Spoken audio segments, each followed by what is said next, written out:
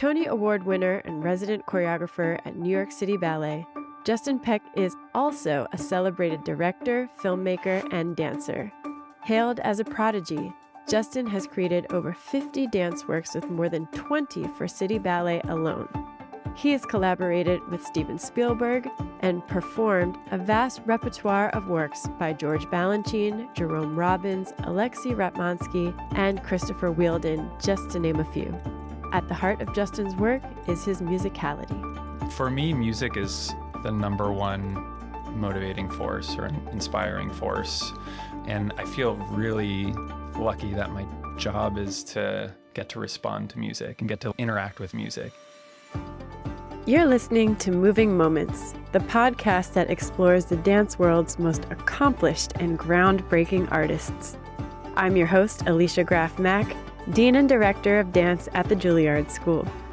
During each episode, you'll hear me talk with some of my closest friends and most trusted colleagues as we sit down to hear about their creative process and how they are changing the dance world on and off the stage.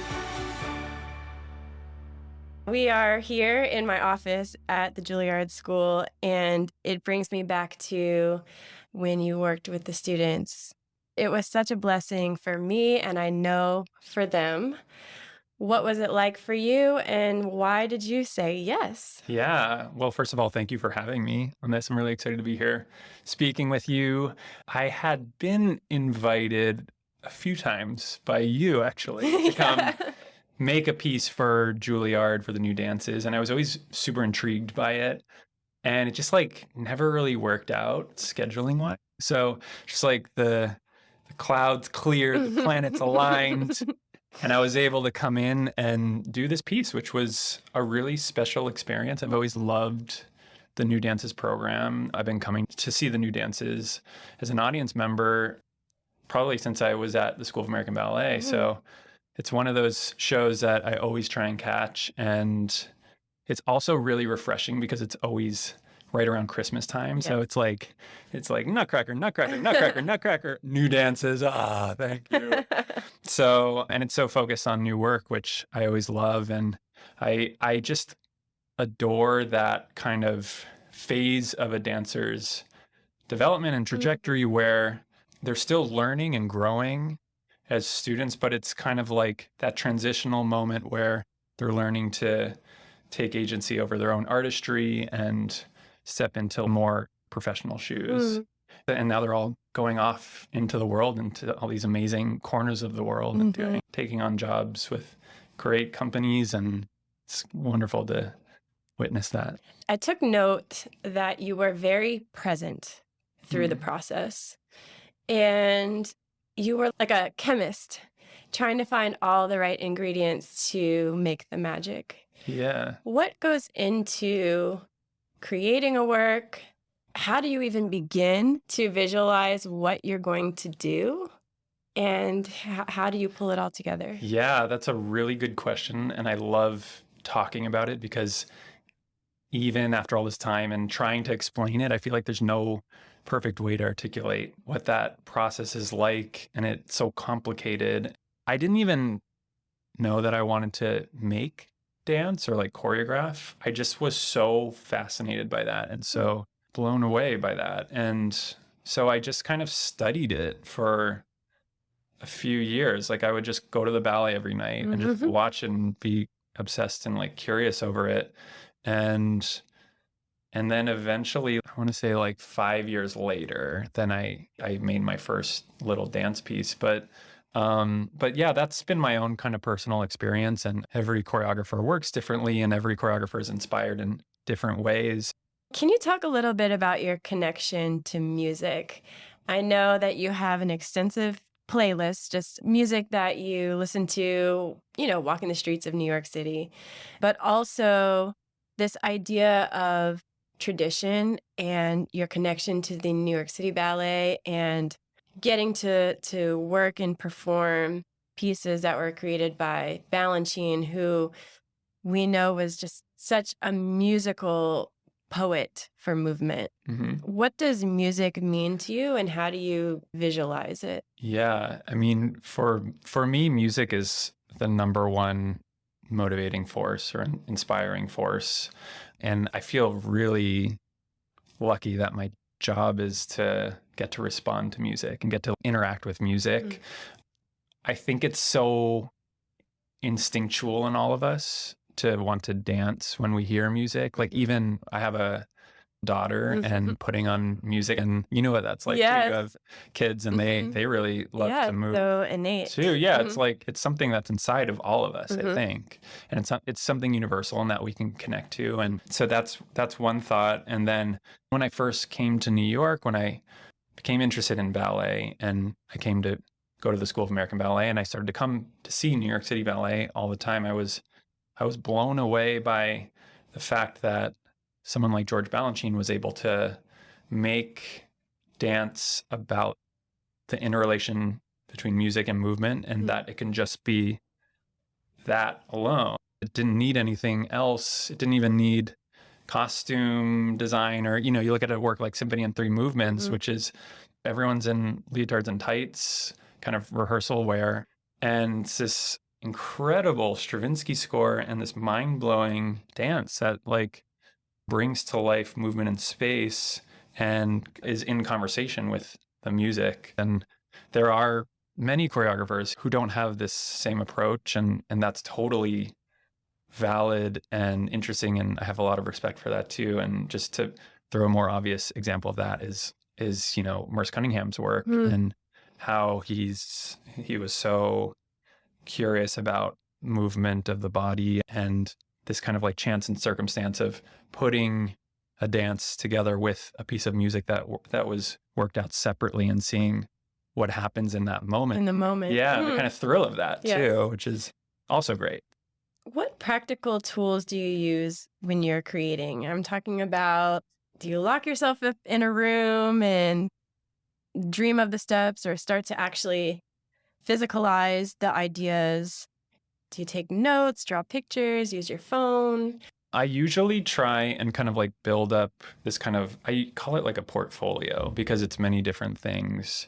I start with the music, and I'll just listen to it on repeat. And occasionally I'll look at a score, especially if it's orchestral, because that can be very informative. And then I'll start to decipher the music. And this step is really helpful for me to get inside of the layers of the music. So I'll basically translate the music from being written in notes for musicians to how the dancer might hear it with their ear, which is not necessarily the same thing. Yes. And that ends up being a kind of like vertical grid of counts that I can then write horizontally little notes. Sometimes they'll be like anecdotes, sometimes little metaphors, sometimes like very like pragmatic things, like this is a line of dancers that turns into a circle. I mean, that's like a dumb example, but like that kind of stuff. Yeah. And then eventually there's a kind of like shape that's formed in that way. The next phase would be for me to get into the studio alone. And I really enjoy this part of the process. So it involves a lot of solitude and just moving in relation to the music and seeing how my own body might respond. Then certain thematic phrases start to craft over time to put it into an understanding of like of time. For a 20-second phrase, I might spend 2 hours finding what that is and then filming it. And I don't stop until I get a filmed clip using my phone of the most authentic version of what I think that is. Okay. And I do that so I have it as reference, but I almost never look at it because the process kind of ingrains it in my brain. And so then I have a little bit of material to enter the studio and work with the dancers. And usually if I'm working at somewhere like New York City Ballet, I'll have a casting in mind. So I'll be like, okay, I'm working with Tyler Peck, or I'm working with Sarah Mearns, and this is going to be kind of for them, and we'll find our way together. And then it just grows from there, and it starts to include more of the cast and starts to take shape. If there are any choreographers, like aspiring choreographers, or anyone listening who's curious, there's a really helpful app called Anytune Pro, which is a music app, and you can like upload music tracks and you can slow it slow the track down, you can speed it up, you Yeah. can change the pitch, you can put in marks, you can loop it. So that's really helpful for working in the studio, Mhm. both alone and with the dancers. I've been using that a lot lately.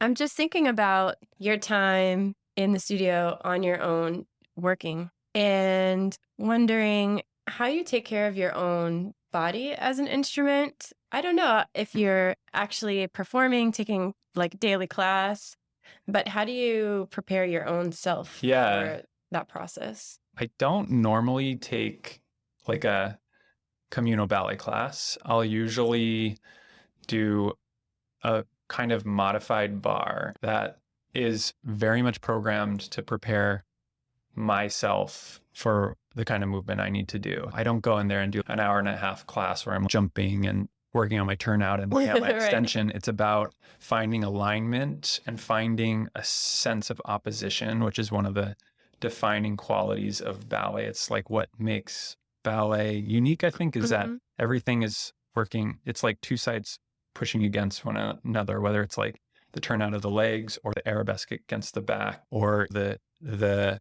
squareness of the hips against an alsagon pressing out. So it's about finding just the feel of that opposition. And then the other thing I'll mention is Marika Molnar, who's the wizard physical therapist of New York City Ballet, who I actually saw this morning. So, Okay. and I feel like if I don't see her after a few weeks, my body will start to like, it'll get bad. So she keeps everything aligned and moving. Awesome. And she also, I was like, when we did West Side Story, we had to be very conscientious of maintaining the healthy body for all the artists involved in that. And so I was like, we need Marika Molnar for this. And they actually hired her. Oh, so fantastic. so she worked on that whole film. She was there with us for almost the entire film, which was amazing. We had no major injuries the whole time, Awesome. which is a miracle. Yeah, oftentimes in more commercially oriented projects, the dancer's health is like the last thing that people think about. So it's true. Glad you were there to make sure that they had the tools and the resources that they needed. I should also just give a shout out to Amblin and to Stephen Spielberg for supporting that too, because you're right, a lot of commercial projects and producers won't necessarily go the extra mile in that way. So and they really did. So I appreciate that. It's awesome. So you were appointed New York City Ballet's resident choreographer, only the second in its history in 2014. What was that like?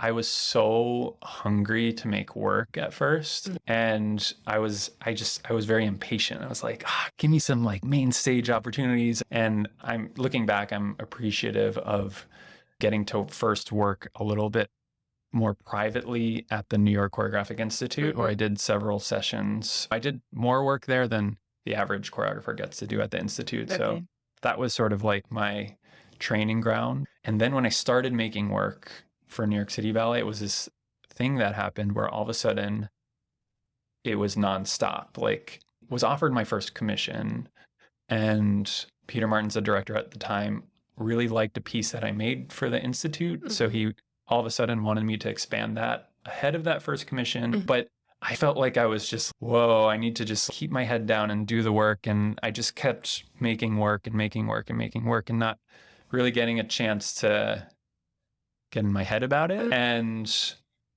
I made a ballet called Everywhere We Go. Yes, I remember. That premiered in 2014. And I feel like that's the ballet that kind of cemented my future role as resident choreographer. And so I was appointed resident choreographer a few months after that. And I feel like the residency allowed me to exhale and be like, oh, I know that I'm going to get to continue to make work and that there's a relationship here. Yes. And so now I can think about potentially taking a risk. And if it's a failure, it's okay. It won't put an end to my potential to keep making work. And so I started to think in that way. And I think that's where a work like The Times Are Racing really came about. Like, that was a piece of music that is not typical for the audience at New York City Ballet, it's a little bit abrasive, I would say, and kind of slightly radical. And I was like, let's just try it and see if it works. And it really was that fine line where it could have been terrible, or it could, it could fly. It could take off. Yes. And so I feel like that was really important for me to have the residency. I know those kinds of positions are rare, but offering a choreographer even just a second chance to come and make something, like, so that it's not all pressure on this one piece. And now that I've expanded my role at New York City Ballet and I have this additional artistic advisor position there, I'm able to work towards nurturing more of that. And, we had Pam Tanowitz come back right away and make a work, or Kyle Abraham. Well, I wanted to tap into this idea about your home company, because I know so many of the dancers you came up with through SAB and in your time performing, and you understand the culture and the pace of the company.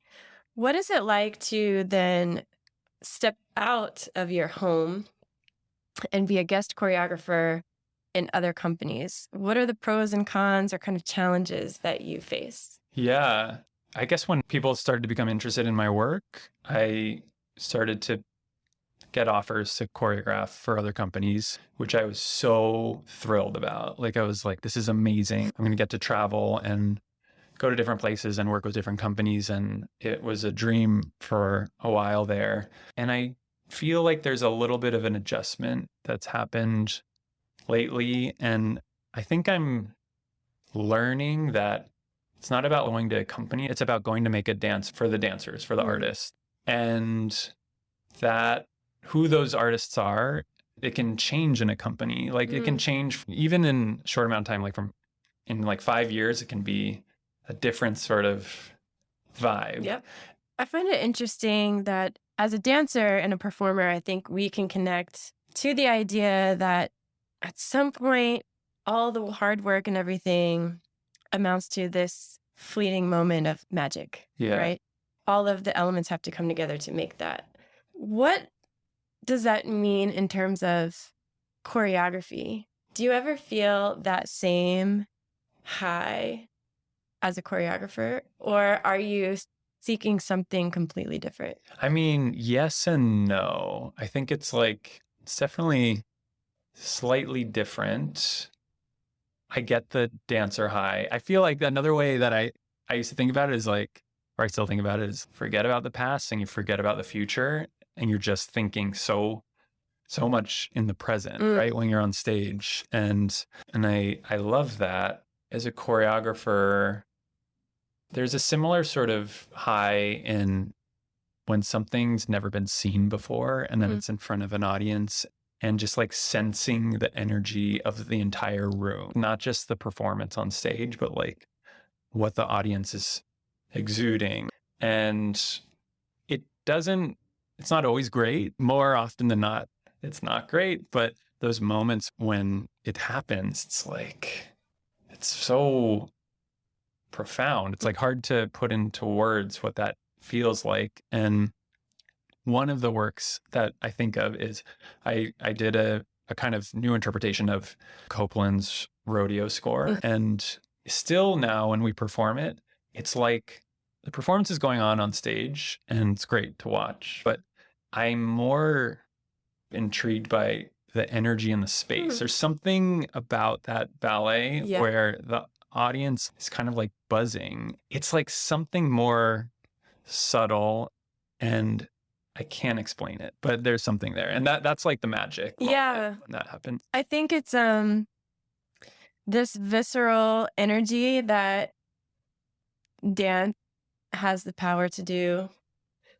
It can cut through space and touch someone. And I'm imagining, as a choreographer, when you can see that happening, you have this sixth sense that the audience is taking it in. Yeah. But it's not even, I can't predict whether it's going to happen or not. It's so not in my control, and I don't know how to do it. It's not there's a formula and it's okay, if I do these things, it'll get there. Yeah. It's something beyond myself singularly. It's like, it must have to do with all the different elements coming together and whether the planets align or not. Yeah.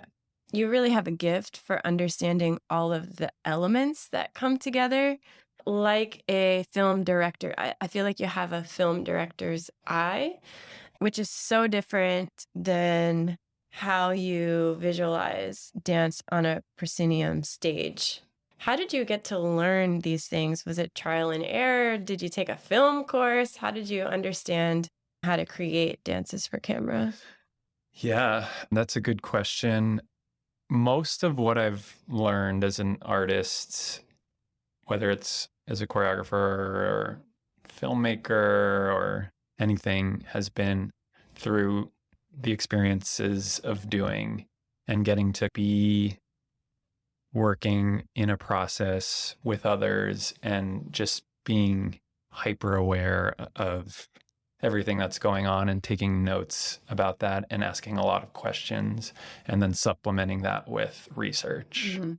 And I've been fortunate to I've had this organic working process and starting off in a very small way. Like the first thing I did was a 2-minute film with a 2-person crew and myself dancing with Janie Taylor in a dance studio. And I was like, whoa, this is like it's like now dance doesn't have to be presented to the front. It can go look at it from any angle. And then just incrementally that led to more and more projects. And I guess I learned the most from getting to collaborate with Stephen Spielberg and that entire team on West Side Story, and I'm appreciative of how he embraced me as a collaborator and as a partner for that. And yeah, it was a 79-day shoot. Oh my God. Which is very long. Most feature films are like half that length. And we rehearsed for 3 or 4 months.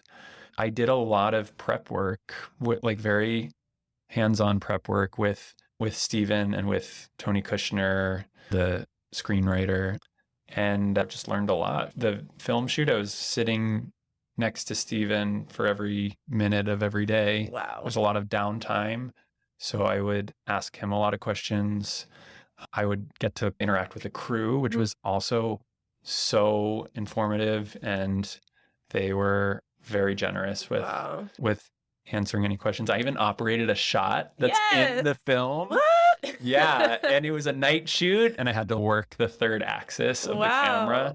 Yeah, and this was the ultimate masterclass. Yeah, it really was. No, it's one of those scenarios where it's rare to have that circumstance. It was this extraordinary opportunity that came my way, and to be honest, I was really hesitant about taking the job because of the weight of the original content. It's so iconic, right? It's like people know West Side Story, and it's known kind of for the dance. Like of course. You see like parodies of the dancing in West Side Story. That's how much it's influenced our culture and here in America at least. And so I was just nervous about that and all the ghosts that existed in it. And I'm glad I did. But you're right. Just going back to your question, I feel like with dance for the stage, it's like you have to bring the dance to this box to present to the audience.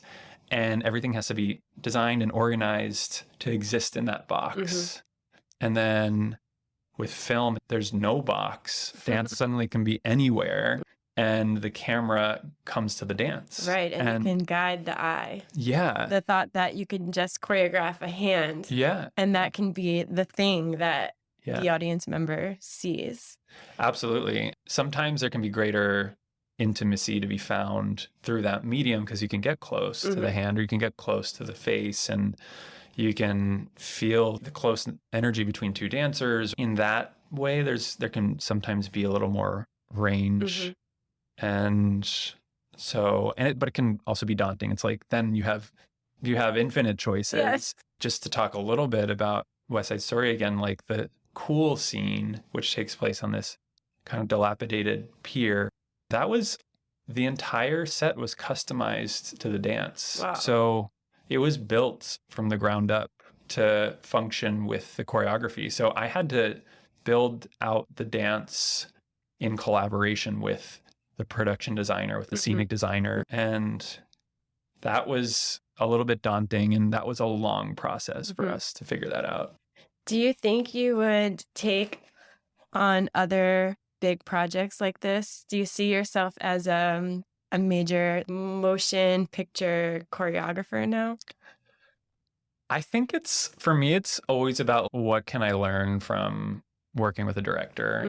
I'd be really interested in being at the helm of my own film projects eventually. That's like a dream, to develop stories that can be expressed through film medium that include dance. And I feel like that can only come from an individual who loves and values dance, right? It's like, if you look at even like Bob Fosse's work and the films that he made, he was a dance maker. And because of that, dance became this outlet of expression that ran through a lot of his film work. And so I look to something like that as an example, and with a hope that maybe there's a possibility for that kind of opportunity to happen again. I'm sure it will. If it's a thought in your mind, I'm sure it will come to be. We'll see. It's many steps. Yeah. You know, you're still very young, which is also I'm impatient. Remarkable. Your age and your incredible list of accomplishments. Let's talk a little bit about the sneaker ballet. Okay. Often we think of dancing in sneakers in hip hop, maybe on Broadway, in movies, on television, but not so much for the ballet. What made you want to have the dancers take their pointe shoes off or remove their ballet slippers and start working in sneakers? Yeah, that's totally true about where sneakers come into play in terms of dance. There are a few outlier cases. I'm thinking of like Jerome Robbins' New York Export Opus Jazz, or some of the work by Twyla Tharp. Both of those are big influences on me. And even just as a student, seeing those and being like, oh, I want to dance those, it feels like I can connect more with that. And I think that's where the thinking comes in for my own work. There's something about the sneaker that we can all relate to. It's like we all wear sneakers. Yes. Maybe some people wear dress shoes or whatever to go to work, but everyone knows. Yeah, me neither. But like, people know what it feels like to be in sneakers and to move through space. And so I think that's a way for viewers to relate to the dance. I mean, there's something amazing about being an audience member and watching point work and how extraordinary that is, and the craft of that and the discipline of that. But there's something else to be said about that universal feeling of seeing dancers in sneakers and almost thinking I can do that because we're wearing the same shoes or something. And then getting to actually dance myself as a professional in something like New York Export Opus Jazz, and starting to like become acquainted with what happens to the body when it's in sneakers, how the weight drops a little bit, how there's greater traction to be found, how it gives you a little bit of an edge in terms of moving expansively. Yes. Like almost like a platform to push off of, that I really liked. I felt confident as a dancer getting to perform with that kind of footwear. Yeah, I think there's something very American about the physicality that you can embrace in a sneaker. It's like this energy and physicality and rhythmic quality that you can find. Yeah. And the sense of groundedness that you talked about too is really cool. Yeah. Were there any sneaker dances at Alvin Ailey that you were part of? Yes. I danced in a few of Rennie Harris's pieces. Yeah, cool. You know, he's really known for fusing hip hop, house, and modern dance. Yeah. And I love that. That really taught me how to ground myself. But also, there's so much more maneuvering you have to do. Just like learning how to use a point shoe, you kind of have to learn how to use a sneaker as well, right? Yeah, we talk about that a lot, especially at New York City Ballet, because so often they're in point shoes or ballet slippers. I know that you had your beginnings as a tap dancer. Yeah. And I wonder if some of that is ingrained in these ideas. I think so. I first became inspired to dance when I saw a Broadway show at the age of 9 called Bring in the Noise, Bring in the Funk. Oh, so good. Which is an amazing show. I saw that show. Yeah. And I was just like, what is this? This is so incredible. I don't understand it, but I want to know more. And I started to train in tap dance. And I think I was inspired by the balance between dance and musician that a tap dancer has to be, like that they're actually making the sounds. Yes. I mean, the best I've ever seen. And so I think a lot of that kind of musicality that I studied as a young person, like from the age of 9 onward, influenced my musicality as a choreographer. I do really feel that. And I think that when I approach a ballet like The Times Are Racing, it definitely has a strong backbone in balletic movement. I think that's the foundation of it. But then there's all these other influences that feel very personal to me, like having studied tap dance really extensively and the history of it and other forms that kind of fold their way into this, and like the work I've done for theater and on Broadway and how I can pull from that medium and see how that influences what would become like a sneaker ballet for New York City Ballet. To me, that's what I'm inspired by as well. Awesome. You miss dancing. Are you dancing and performing? I am selectively Okay, I was wondering. wondering. I actually don't love it as much as I thought I do. Okay. There's definitely moments where I'm like, okay, this is great.